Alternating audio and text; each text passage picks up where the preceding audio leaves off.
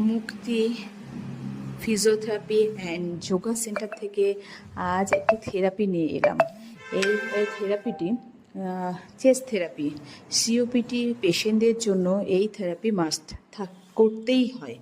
তাছাড়াও আর এখন যা ওয়েদার, এই ওয়েদারে বাচ্চা, বয়স্ক, মিডিলের সবারই একটা ঠান্ডা লাগার প্রবণতা। যেহেতু শীত যাচ্ছে, গরম আসছে, ওয়েদার চেঞ্জে এই সমস্যাটা প্রায় সবারই দেখা যায়। তাই ভাবলাম আজ চেস্ট থেরাপি নিয়ে একটু কথা বলি। চেস্ট থেরাপি এমন একটা থেরাপি, যে থেরাপি বাড়ির যে কেউ তার বাচ্চাকে, বয়স্ক বাবা মাকে, যাকেই হোক সবাইকে করে দিতে পারে। আর করে দিলে অনেকটাই এই সর্দি কাশি থেকে রিলিফ পাওয়া যায়। আর এটা করলে প্রথমত কাজ হবে, গলায় খুসখুসে কাশিটা চলে যাবে। বিশেষ করে বুকে যে কফটা জমে থাকে সেই কফটা তুলতে সাহায্য করে এই চেস্ট থেরাপি। তার জন্যই ডাক্তাররা বেশি করে সিওপিডি পেশেন্টদের চেস্ট থেরাপি লেখে, যাতে তার বুকে কফটা না জমে থাকে। কফ জমে থাকায় অনেক রকম ইনফেকশান হয়ে যায়, নিউমোনিয়া হয়ে যায়।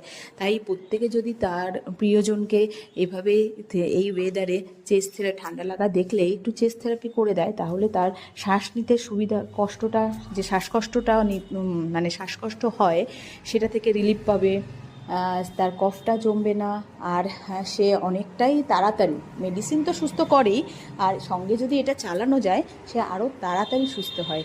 এই জন্য আমি বলবো, এই ওয়েদারে যদি কেউ কারো প্রিয়জনকে দেখছে যে সর্দি ঠান্ডা কাশিতে ভুগছে, তাহলে অবশ্যই এভাবে চেস্ট থেরাপি করে দেওয়াই যেতে পারে।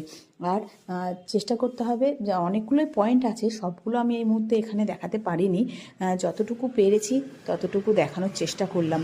তবে এভাবে যদি ধীরে ধীরে করে দেওয়া যায় কাউকে চেস্ট থেরাপি, তাহলে দেখবেন, আপনারা নিজেরাই দেখতে পাবেন যে অনেক তাড়াতাড়ি সেই পেশেন্টটা ঠান্ডা সর্দি কাশি থেকে মুক্তি পাচ্ছে আর শরীর সুস্থ হয়ে যাচ্ছে। সর্দি কাশি লাগলে তো মুখের টেস্টও চলে যায়, খেতে ভালো লাগে না। কিন্তু যখন ধীরে ধীরে তার ঠান্ডা লাগাটা কমে আসে, তখন স্বাভাবিকভাবেই সে অনেকটা রিলিফ ফিল করে। আর তাড়াতাড়ি যদি যেটা ওষুধ করবে তার সঙ্গে যদি এটা করা যায়, আরও বেশি ভালো কাজ হয়। তাই বলি, প্রত্যেকের বাচ্চা বা প্রিয়জনদের সর্দি কাশি লাগলে এভাবে ধীরে ধীরে যদি আপনারা চেস্ট থেরাপি করে দেন, তাহলে দেখবেন অনেকটাই সে তাড়াতাড়ি সুস্থ হয়ে যাচ্ছে।